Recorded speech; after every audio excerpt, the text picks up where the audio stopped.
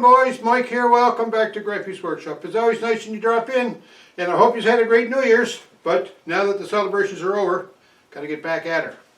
So I'm sitting here in the shop next to my MTD Gold lawn tractor, and you notice there's no carburetor on it. Well, that's what this video is all about today. I'm going to talk about why the carburetor has been taken off this MTD Gold lawn tractor, and how we can go about trying to address a surging issue at a high-speed RPM. Alright, I've got my air cleaner taken off here, and I'm going to take this backer plate off so I can get access to the carburetor. Here's the carburetor there. You can see the choke vein in there. Boom, there's the choke. When I first bought the MTD tractor, the carburetor that came on it had an anti-backfire solenoid, or some people call them a fuel shutoff solenoid. I wanted to keep that feature. Now, don't ask me why, because a lot of people just eliminate that, and you can eliminate them, and the engine will run fine without it. But I wanted to keep it. Don't ask me why. I'm just crazy that way, I guess.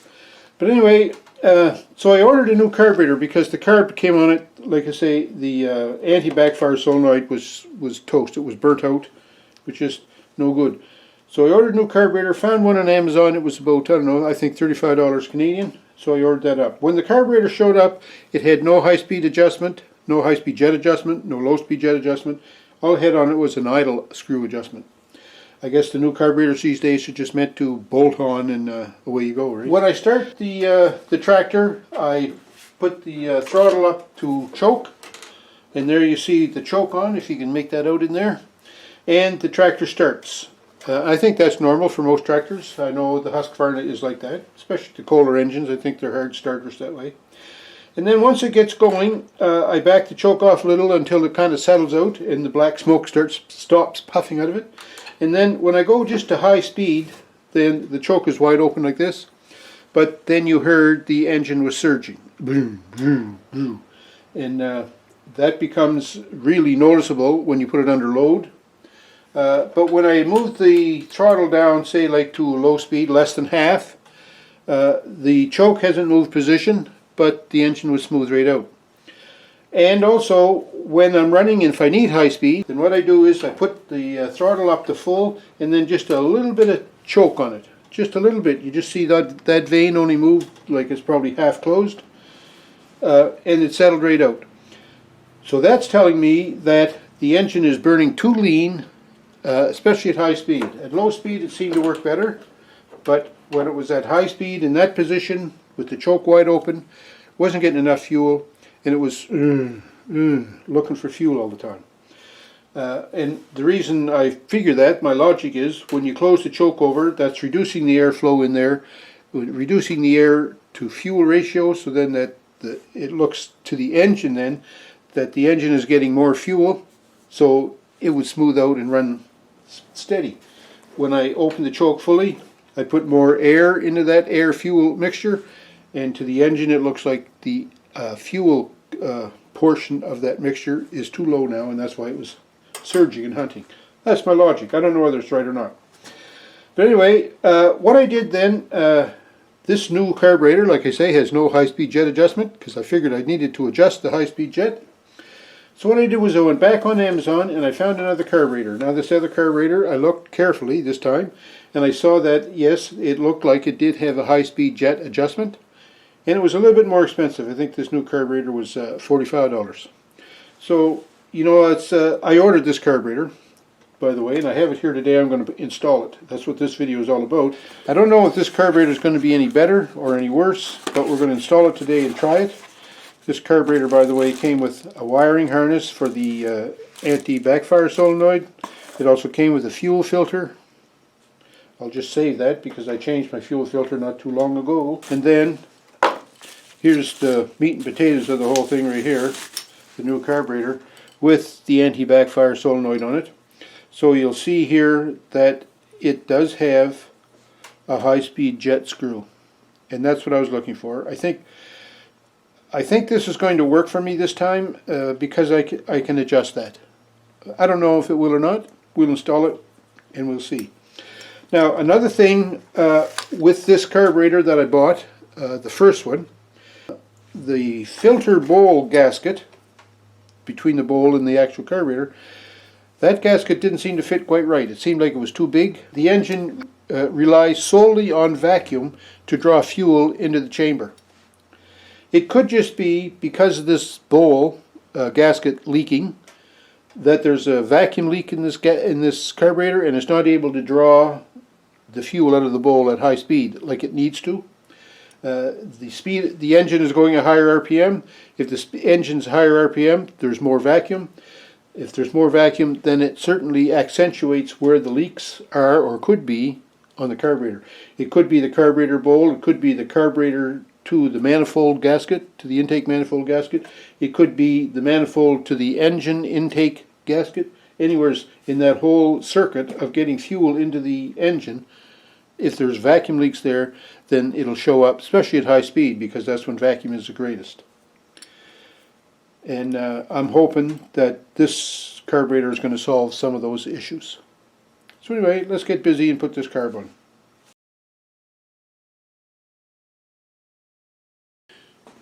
Alright, we're going to try and start it.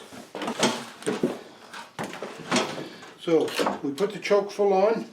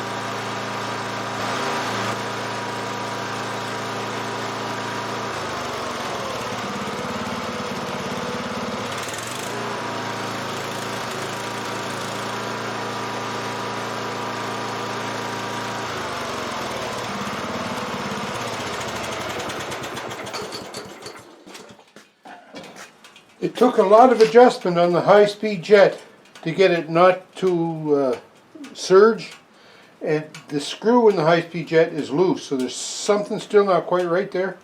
I'm going to take it for a little ride.